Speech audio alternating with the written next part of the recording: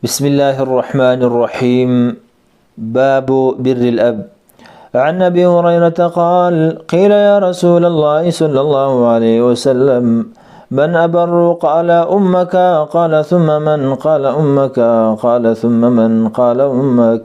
قال: ثم من؟ وفي لفظ ثم عاد الرابعة وقال وفي لفظ بر أباك.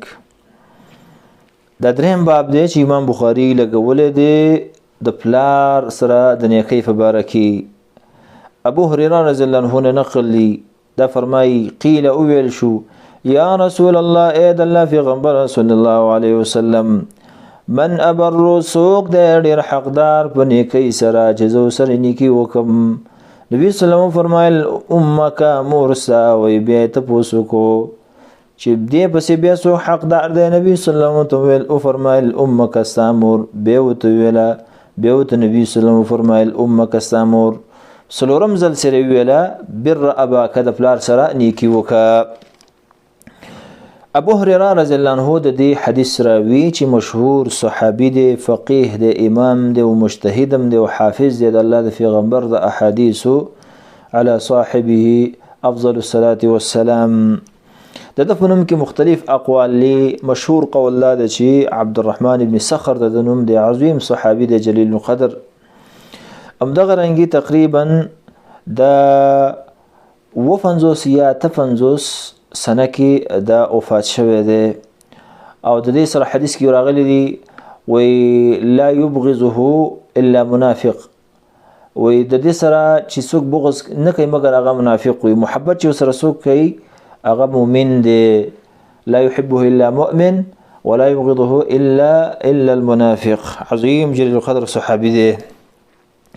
دا دریم باب د امام بخاری رحمه الله په خپل ادب المفرد کتاب کې ذکر کړی دی. ځکه د دینه مور چې و ډیره حقدار و په خېګړه کې. نو اوس دا باب راوړو مطلب دا دی چې دا مطلب نه د مور سره خېګړه کول به دا مطلب چې بلار شاته کو خپل کار بکې نه. پلار دا لوی باچا دی پتا باندې، ډیر احسانات دي پتا باندې. دا هر نه کې د مور سره ډیر احسان مطلب دا نه چې پلار بهره. ځکه نبی صلی الله علیه وسلم فرمایي چې بیا د پلار سره احسان وکړه. او واقعا پلار هغه شخصیت دی چې ستا د پیدایش نه وروسته ستا د ځوانۍ پورې تا ته ولاړلی او ستا خدمت یې کړی دی. ځان یې وږی پرېښی دی لیکن ته یې وږی پرېښی نه یي. ستا په سر در نه راغلی مګر د هغه ستا نه مخکې په سر در راغلی. په تا ته به نه راغلی په هغه ته به راغلی ډاکټر ته رسولی.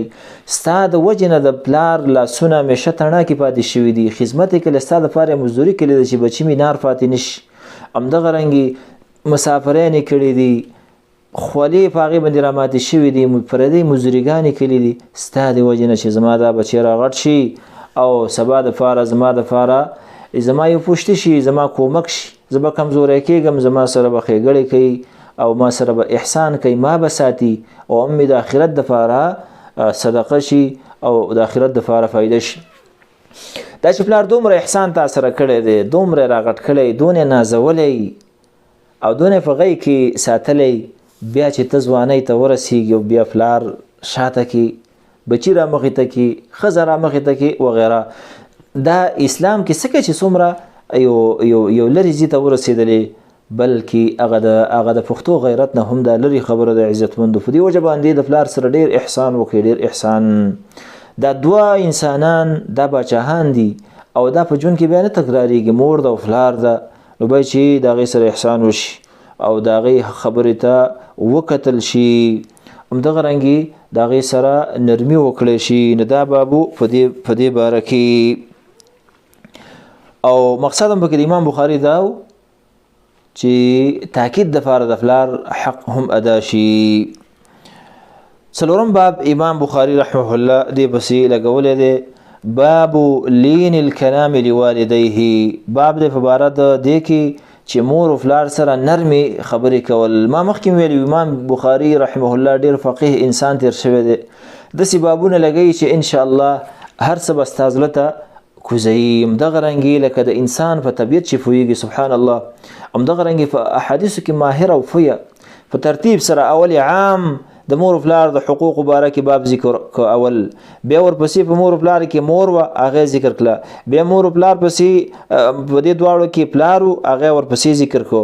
اوس دې دواړو سره نرمي خبرې کول په دې باب کې باب ذکر کوي، روایت به ذکر کوي، بیا د هغې نه بعد نور او نور او نور دا په سلسله وار سره ذکر کوي. عن طيسلة بن مياس قال كنت مع النجدات فأصبت ذنوبا لا أراها إلا من الكبائر فذكرت ذلك لابن عمر قال ما هي؟ قلت كذا وكذا قال ليست هذه من الكبائر هن 9 الإشراك بالله وقتل النسمة والفرار من الزحف وقذف المحسنة إلى آخره. په دې باب کې یو قصه ذکر کوي چې دا اثر دی. اثر مخکې ویل دي ته ویل شي چې د صحابي ویناوي او د صحابي وینا چې کله داسې وي چې غیب پورې تعلق ساتي هغه د حدیث مرفوع معنی ورکوي لکه نبي صلی الله علیه وسلم نشي اورېدلی. یو سړی ورته راغلی طیلسه ابن میاس، دا وایي زه د نجداتو سره وم. النجدات اصحاب النجده نجدة ابن عامر الخارجي چې دا خارجین او خوارجو دا هغه قوم چې خروج وکاو اول وخت د صحابونو شروع وشو بیا پسې کترازه د سلسله و وای ما نه یو ګناه وشو ما ته د کبائر نه ښکاره کېدله. وای ما عبد الله بن عمر ته ته پوښتنه چې دا د کبائرو کې دا او کنه ده؟ هغه راته ویل کبائرو کې دغه نه ده، دا تا چې کوم عمل کړی دی. ځکه نجدات د خوارجو د خوارجو عقیده دا و چې وړه ګناه چې همیشواله پکې دوړه کېږي اسلام نه وځي، غټه کې دې وکړه خو کافري سمدست وجل او سر ارتول. نو په دې وجه په دې باندې اثر شوی، ځکه کم چا سره چې پاتې کېږي د هغې اثر سړي باندې کېږي. نو هغې راته ویل چې دغه د کبائرو نه ده، لیکن د کبائر چې کوم دي هغه هن 9 هغه 9 دي. کم دي؟ دا دي. کبیره مطلب دا ده چې انسان تباه کوي چې الله یې معافي ورته ونه کړي، دا توبه ونه باسي. اول په هغې کې الاشراک بالله، شرک کول د الله سره، الله سره یو څوک شریک کول دا عظیمه ګناه ده. که دې کې انسان مړ شو همیش دپاره په جهنم کې سړی پروتي، بخلي نشته العیاذ بالله. دویم چې کوم دی وقتل نسمة، وجل د سړي، یو انسان یو نفس وجل، مسلمان وجل بغیر د حقه، دا چې کوم دی لویه ګناه ده. دریم نمبر والفرار من الزحف، تښتېدل د زحف د لښکر نه. جهاد کې په صف کې د صف نه ته تښتې، دا معظیمه ګناه ده او غټه ګناه ده. عزتمندو د جهاد میدان کې ته ولاړې، دا مختلف حالات لري، کله به وروسته کېږي مخکې کېږي هغه بېل حساب دی، خو عام طور سره په دې نیت باندې تښتېدل چې ملګري پرېږدي او ته دې منډه کړي. نور کله داسې کېدلی شي چې ته یوازې او د تکتیک دپاره وغیره هغه بېلې مسلې دي، خو د یرې د وجې نه تښتېدل، ملګري پرېښودل. څلورم په دې کې غټه ګناه وقذف المحصنة، پاک دامنې ښځې ته هغې باندې بدنامه لګول. المحسنه هغه ښځه چې هغه عفیفه وي، پاک دامنه وي، ته ورته په هغې باندې ګناه د تور لګوي، دا زانیه ده، زناکاره ده، دا بدکاره ده. دا الفاظ پردو زنانو باندې لګول دا ګناه کبیره ده، هغه ګناه ده چې انسان تباه کوي. همدغه رنګې بیا یوازې دا نه ده چې سړی په زنانه باندې بدنامه ولګوي، بلکې که زنانم په زنانه باندې بدنامه ولګوي دا هم لویه ګناه ده. لکه ابن حجر رحمه الله فتح الباري کې دغه خبره ذکر کړې ده، وقد انعقد الاجماع على ان حكم قذف المحصن من الرجال، ودا حكم قذف المحصن من النساء.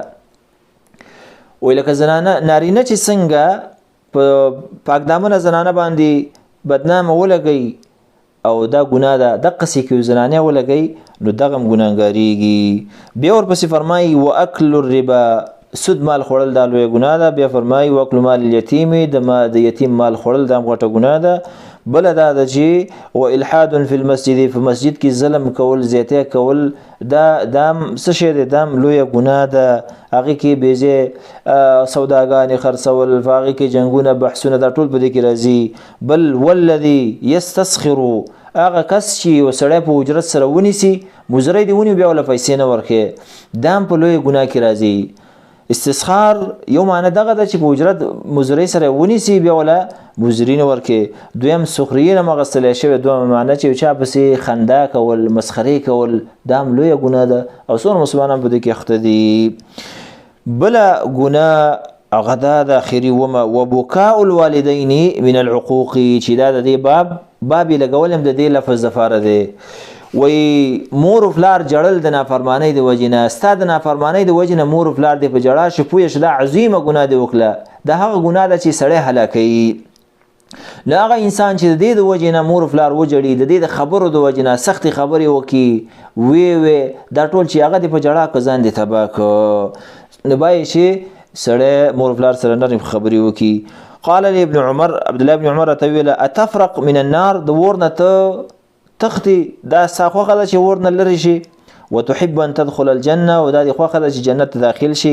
ما ورته ویل ای والله ولې نو هغه ورته ویل احی والداکه مور و پلار دې ژوندي دي؟